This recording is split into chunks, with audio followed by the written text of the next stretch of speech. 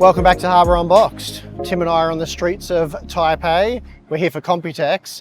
But before we get into a lot of the showroom floor coverage, because that actually doesn't start till tomorrow, we thought we'd talk about the state of just PC hardware in general, what we think the future holds. Because there was a video recently by our friends over at Gamers Nexus. Steve was talking about, I think, what he characterized as the collapse of PC gaming hardware. The future sounded pretty bleak in his video, what he expects to happen. I guess it's not necessarily that we don't agree with all of those points. We think it may play out a bit differently. We're seeing things at the moment maybe a little bit differently. So it's worth exploring. We can have a discussion about that. So that's what Tim and I will be doing in this video.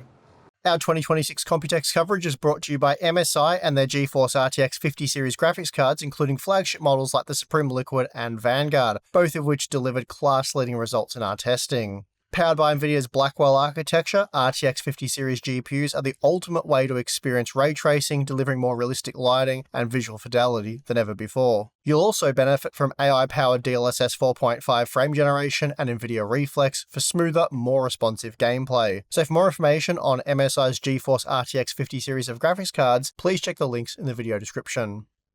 Finally, a big thank you to G.Skill for helping to make our Computex trip possible this year. G.Skill offers an outstanding range of DDR5 memory with AMD Expo and AMD Expo featuring ultra-low latency support specifically designed to maximize AMD Ryzen performance. So for more information, please check the links in the video description.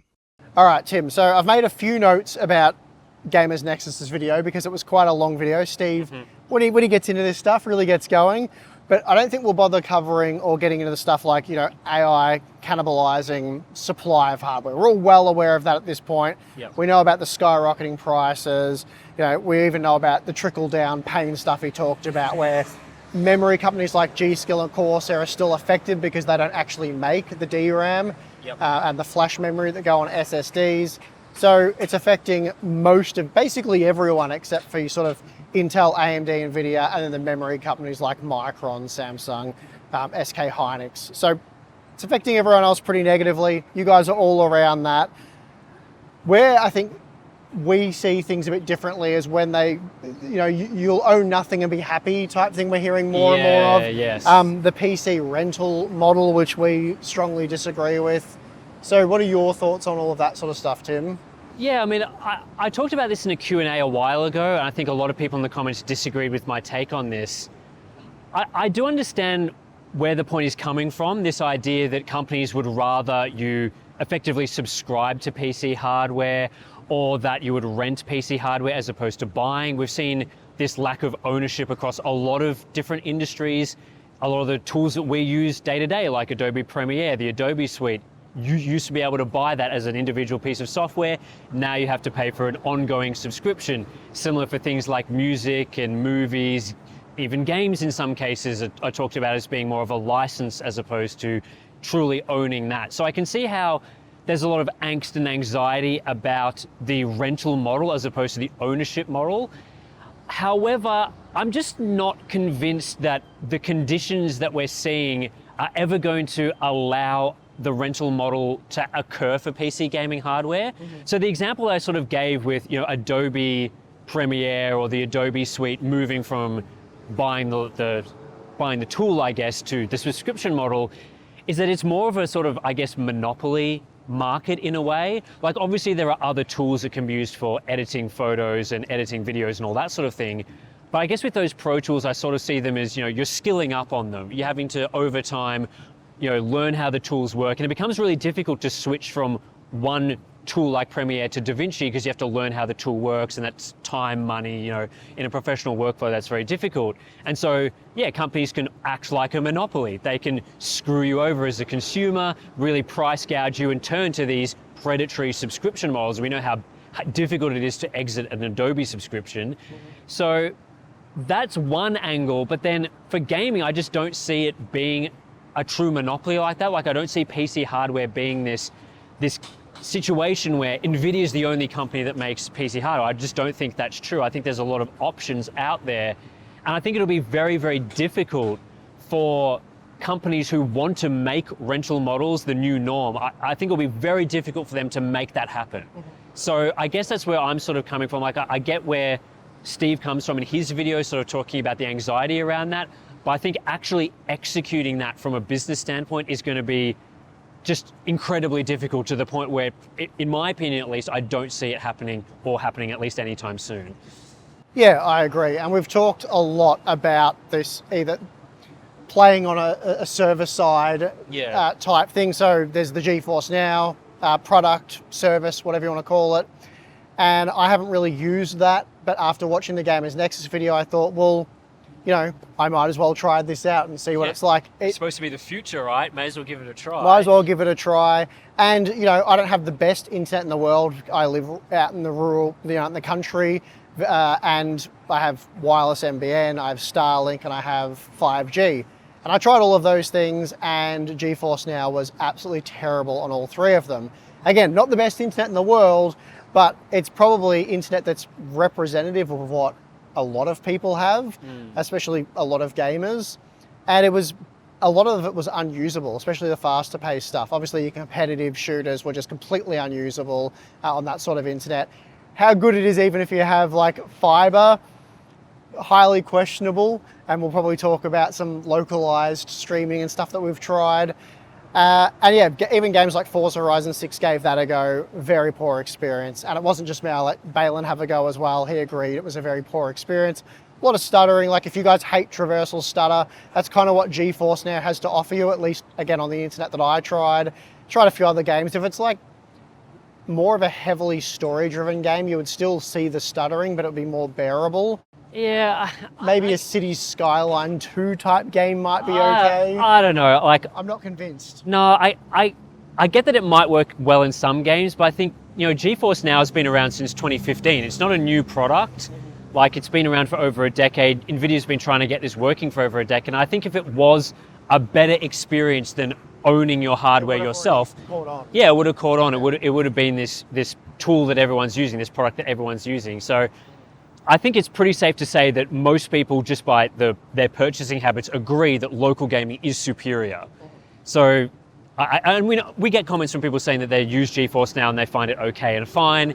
But again, I think the usage habits sort of show that it's not the best. And even if you stream games locally using, like if you've got your PC in your house and you stream it to another device in your house, even that can't really compete fully with the true experience of using it on that specific hardware.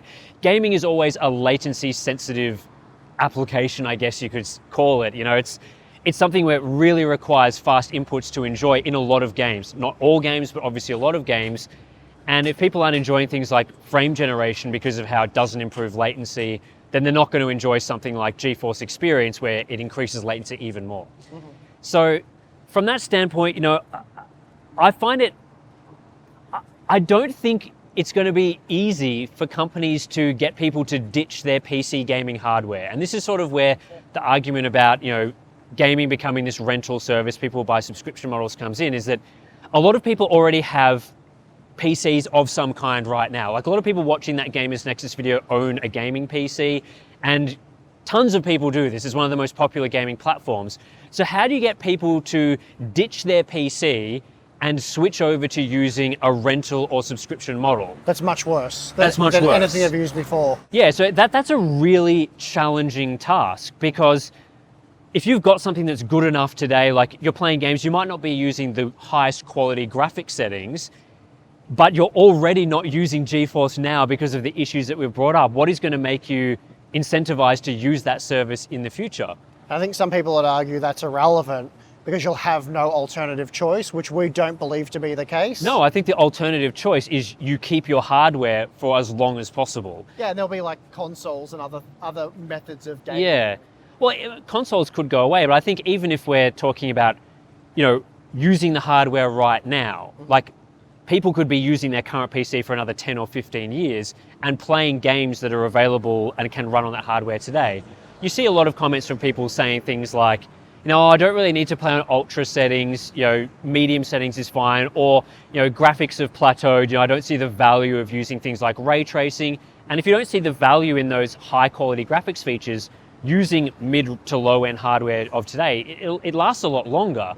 And so if a thing like GeForce Now is only offering you sort of that premium gaming experience with ray tracing on or whatever, you're playing on a 5090 in the cloud or whatever the case is, are people really willing to do that, but then also just ditching their hardware that they're just playing games fine? Especially if you're playing not overly graphically intensive games, which is a lot of people that play PC titles. I just don't see a world where someone that's fine playing games now on their hardware is going to be desperately like, oh, I really wish I was using GeForce Now to play with ray tracing on, as opposed to playing like medium settings on their local hardware. And that's the challenge I see with trying to convince people to switch away from it. If the experience is already okay, then how do you convince someone to use something that's worse? So, yeah, I think all of this discussion comes from the assumption that what we're seeing right now is going to last forever. Like it's actually the reality that we're going to have to live through for however long.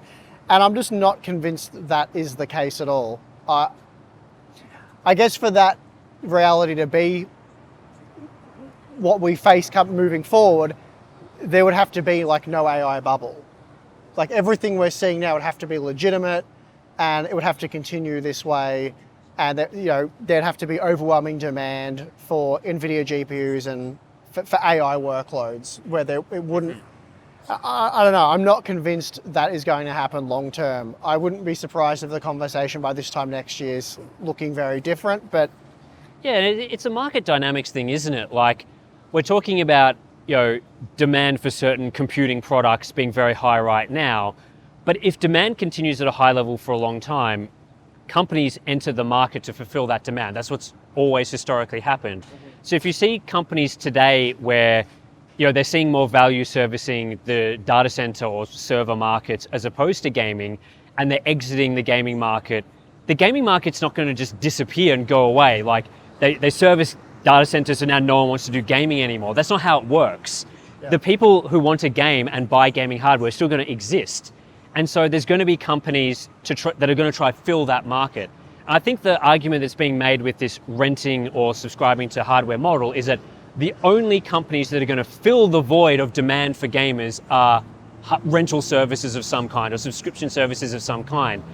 But I don't see that being the case. I think what we see across gaming even today is that gaming is a highly competitive market.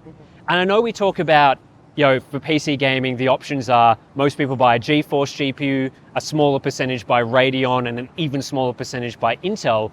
But if you look at the overall gaming market, that is not the case. Sony and PlayStation are massive players, and I know they use AMD and Nvidia hardware, which you can probably get into, but the competition for PC gaming is going to be there from consoles, it's going to be there from mobile devices, and it's also going to be there from streaming services.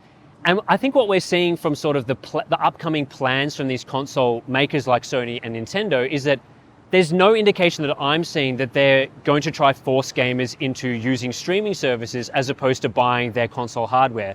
The two really massive players in this hardware space are still very much of a model where they're getting you to buy local hardware that you then use to play games, making money off the services that they offer, like the games. So for example, Nintendo just launched the Nintendo Switch 2. That was launched last year. Is that product going to suddenly go away and they're going to try force people into buying a subscription model instead?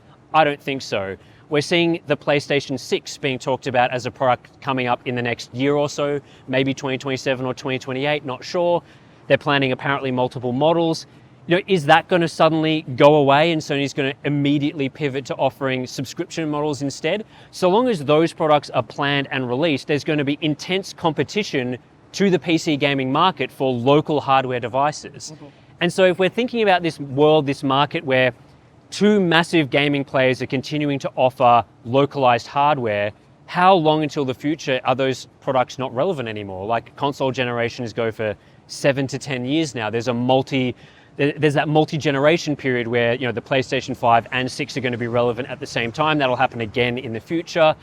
So we're talking about this world where, at least as far as I see it, local hardware is going to be relevant for at least another decade, and it's going to be offered as the primary product from the current manufacturers of gaming devices. And that will offer strong competition to PCs. if Nvidia decides let's not make any GPUs anymore, people that want that local hardware experience are going to go to things like a PlayStation or a Nintendo device. That's going to be true not just for the next 10 years. It will be true indefinitely until there is a better option. That's right. People aren't going to switch to as it currently stands, a vastly inferior option. They're not going to do that. So you're only going to convince gamers to change the way they do things if you are able to convince them, show them, prove to them that the option you're providing is better. That's right. I think that goes back to the whole angle of, this only works if you force gamers to do this. Like, I guess the whole point is that gamers are going to be forced into this option because there are no other options. And I guess the point that we're making is that, well, for there to be no other options, a lot of things are going to have to change. Nvidia and AMD are going to have to stop producing any GPUs really, like for consumer products. And Sony and Nintendo are going to have to stop producing consoles for people to buy as an alternative. And you're going to have to see companies like Asus, MSI, Gigabyte, Dell stopping to offer laptops and handheld devices because those devices are also becoming increasingly better at playing games locally. And so all of those options are going to really start to, there's so many things that will have to occur to the point where gamers are forced to use a streaming service as the only option. And like I've sort of pointed out, I think there's so many things happening that point to that not being the case.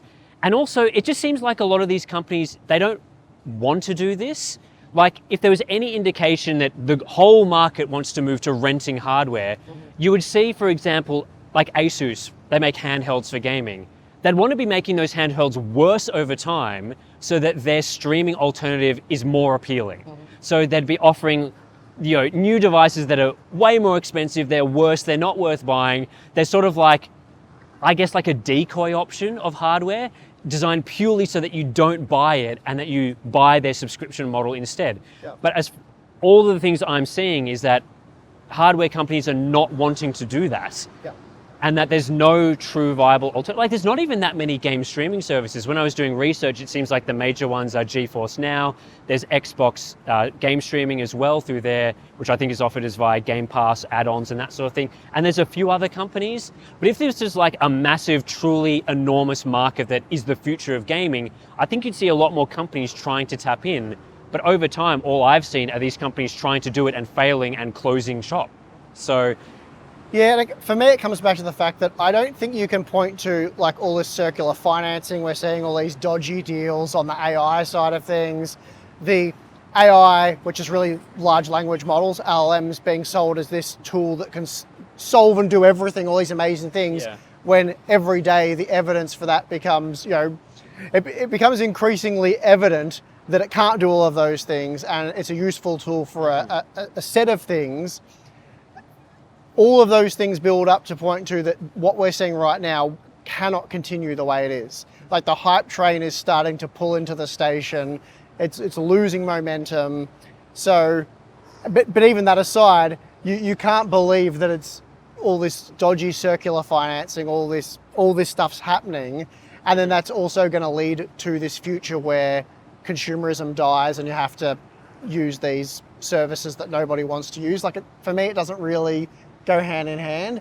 You sort of can't believe that AI is a bubble and it's going to ultimately fail to deliver on what was promised, like all these grandiose promises of it curing all diseases and so on and so forth. And, it struggles to read a clock or set a timer, and, they're things they can fix. Won't get into it, but you see what I'm saying though? Like, you can't sort of believe those two things simultaneously. You either believe AI hype and therefore this is going to happen, but if you don't believe the hype, then it's unlikely that that future is going to happen.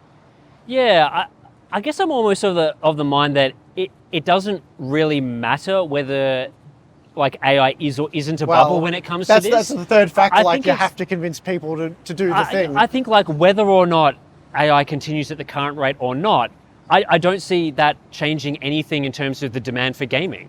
It becomes disconnected. They're not linked directly. Yeah, they're only linked at the moment because the current companies that make consumer gaming hardware are the same as the companies that make AI hardware. On a long enough timeline, someone steps in to fulfill a multi-billion-dollar industry. That's right. Like, all the trends that we're seeing from demand for gaming is that gaming demand is increasing. People want to do more gaming, and that may not be PC gaming or your favorite console gaming, because obviously things like Xbox hardware sales are declining, that sort of thing. But if you look at the sales trends for things like a PS5, seems pretty similar to previous generations, same for the Nintendo Switch. PC gaming is obviously growing. You look at all the data for the number of concurrent users on platforms like Steam, Fortnite, Roblox. And I know Roblox isn't obviously something our audience cares too much about, but it's undeniably a massive platform for gaming. You look at mobile gaming as well, something that is largely done on local devices, that is growing significantly as well. And so when you've got this market of people are doing more gaming over time. People are growing up doing gaming as a primary form of entertainment. It's becoming bigger and bigger as the pool of gamers gets bigger and they age into it over time. And then you're sitting and telling me that suddenly that market is going to like massively shrink. There's going to be no gamers and they're all going to be forced into, cloud gaming because the demand for gaming is not going to be fulfilled. I don't buy that. And I think, no doubt there will be potential changes. We may not be in a situation where Nvidia is offering us great value products anymore. There may be constraints in silicon and all that sort of thing. And there may be years of pain where products are not good value.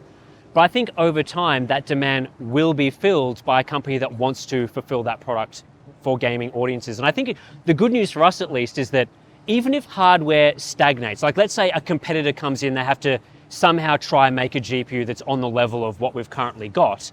The good news is that the level that we've currently got is actually pretty good for playing decent quality games in terms of visuals and things. Like, you don't need a 5090 to play a title like Apex Legends, a very popular game, or like a Call of Duty title tends to work quite well across hardware. Even Battlefield 6. Battlefield 6 scales well, those sorts of things. I think, if anything, game developers are making their game scale better over time. They're putting more work in to make games work on handheld devices, on the Switch too.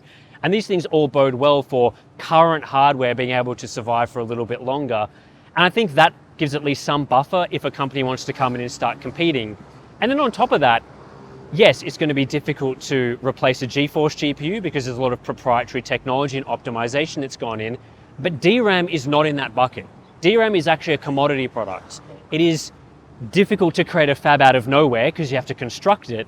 However, from a technical standpoint, it doesn't have the same challenges as a GPU.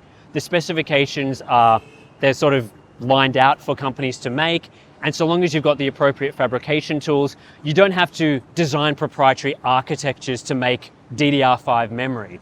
It's something that so long as you can get the tools in, you can produce, and that's what we've seen from Chinese fabs, which are able to produce DDR5 relatively quickly. On the DRAM side of things, I foresee some serious pain there for the manufacturers because this whole bubble has created more competition and more supply than we've ever had. So that'll be very interesting to see how that all plays out. Yeah, more companies will want to fill the demand. Yep. So they're going to increase supply to meet it. And again, because it's a commodity product, that's actually possible. Yep. You can't have AMD starting to make GeForce GPUs. That's obviously a hard limit there.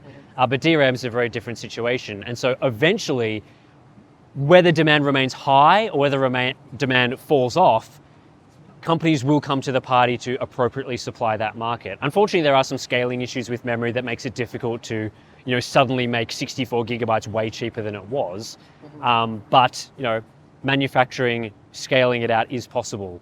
So, yeah, I mean, I guess I sort of go back to, and this is one of the core arguments that I brought up with the Q&A a while back, is like, just think about how difficult it has been for Epic Games to convince people to use the Epic Games Store instead of Steam. Like I think everyone acknowledges that the Epic Games Store is an inferior store to Steam, and yet they were giving away free games, doing all this sort of thing. And even then, gamers largely prefer the Steam platform. Even things like Microsoft Game Pass, great service, you can get a wide variety of games for the included subscription price. Even then, is Microsoft Game Pass or Xbox Game Pass the primary way people play PC games? No, people are still using Steam platform. So I find it a bit of a disconnect where you're sort of on the one hand going, well, the evidence says that gamers are very stubborn, they like the things that they like, they don't easily switch from one platform to another, they refuse to use the Epic Games despite being effectively bribed by Epic. And yet then you're saying, well, actually, soon in the future, people are just going to accept renting hardware. Yeah, it's not the accept, it's they'll have no other option, which we don't think is going to be the case either. Yeah. So, yeah, that like, if I guess my point is that if any company even attempts to do this, there will be such strong pushback that gamers will not switch over to the competitor product. And of course, you need to create the product before you can start to squeeze people out. You have to have it there available for people to use. So yeah, I find it something that is quite unlikely to me. That's not to say that it isn't happening in other industries, because obviously this whole renting of things, subscription model thing is happening in other industries. But the industries where it's been successful, I sort of think are more products that are just better. Like Spotify, for example, where you pay a subscription fee monthly. That is a better service than going to your local CD retailer, buying a physical CD, putting that in your CD player. Yeah, it's the enshittification of those services that people get upset about, which is rightfully so, fair enough. If they push that too far, though, then another service comes in to fill that position. We've seen that with so many different things. Or people go back to pirating stuff. Not that we're advocating for that, but also. Well, I mean, people complain about Netflix getting enshittified over time, and then people, if it gets too expensive, the alternative there is piracy, and people genuinely do that as an alternative. Well, that's what they did before Spotify, and yeah, exactly. Then so Spotify became a service that was better than stealing the music. So, and like, don't get me wrong, I'm sure Nvidia would love to rent hardware to you. Like, I'm not saying that they don't want to do this, because that would be the dream of their company. Like, that would be amazing if they could achieve They it. absolutely, So I think that's where this all gets a bit confusing, because, they absolutely do want to do that. That would be a preferable business model for them. They don't want to sell you the hardware. They'd rather, really what they want to do, I guess, ultimately, is they want to have the data centers that you use for work, play, everything. And so they're not just capturing gamers, they're capturing mum, dad, the whole family, everyone, and everyone's paying for this service. So it's not just the one gamer in the household that's buying a GeForce GPU, it's everybody has a reoccurring subscription with Nvidia, or some ties to Nvidia. That's obviously what they want to have happen. It's just that I don't see a way in which that will happen. Yeah, that's right. I mean, I'm sure, it doesn't have to be Nvidia creating the subscription services. If they can sell high margin server parts that are used to enable those services, that would be a great outcome for them. I think that's currently what they're trying to capitalize on.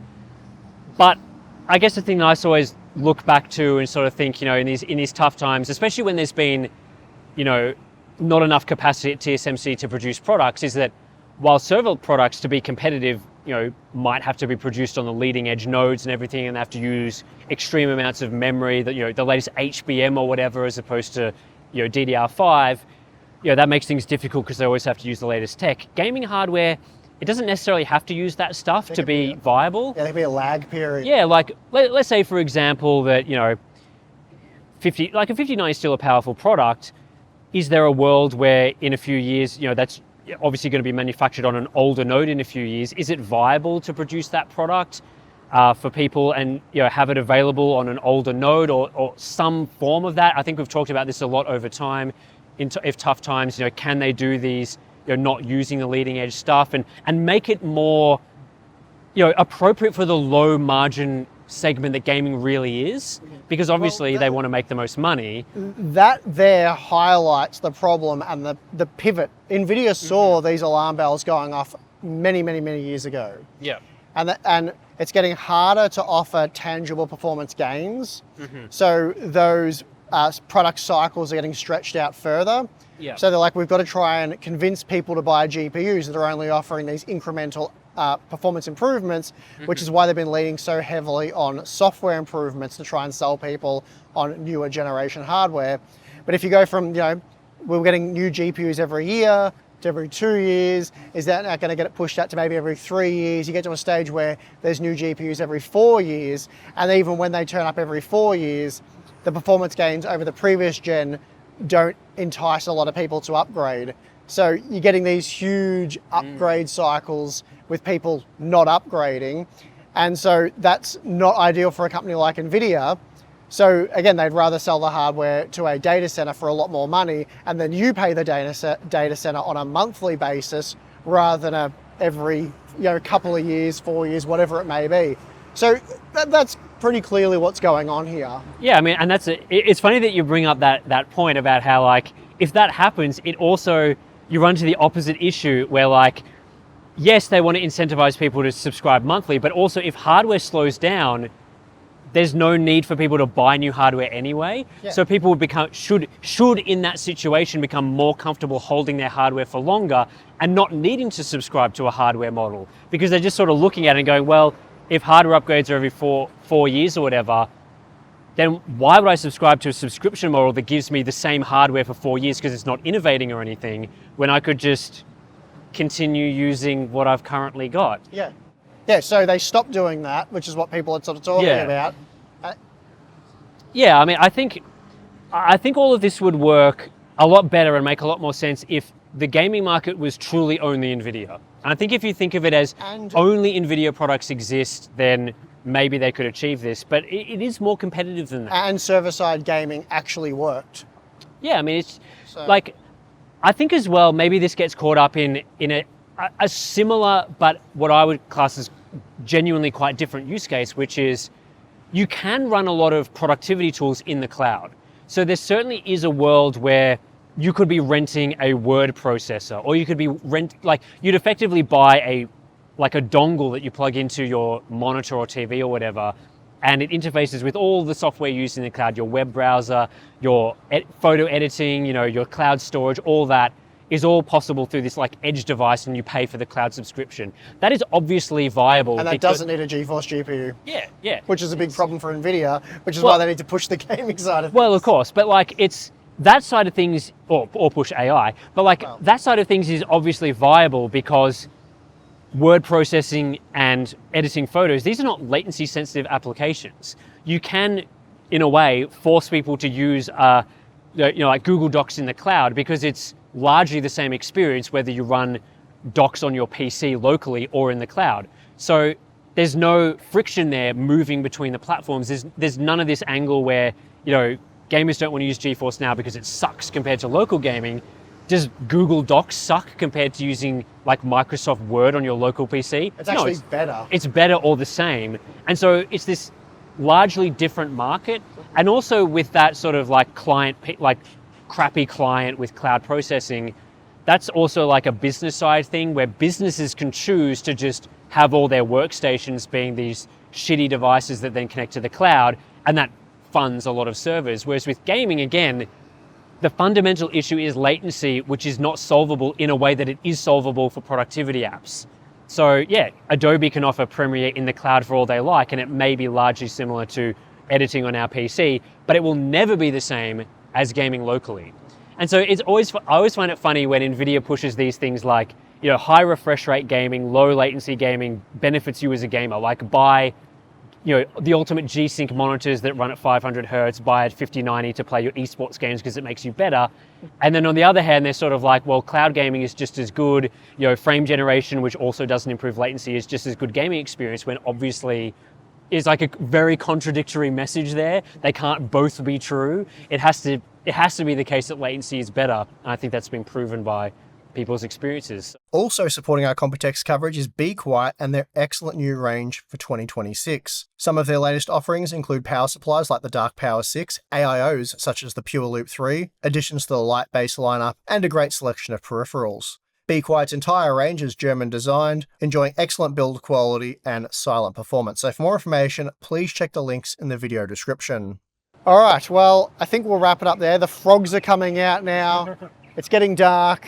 Balin needs a drink. So we'll wrap this one up there. But that was our thoughts on the future of gaming. Is PC consumerism collapsing, or is it all doom and gloom? It's certainly not great right now. We're in for some, regardless of what we've said today about our opinions of the long-term future of gaming, I think gaming is in a rough position and will be for a few years. This isn't like we're.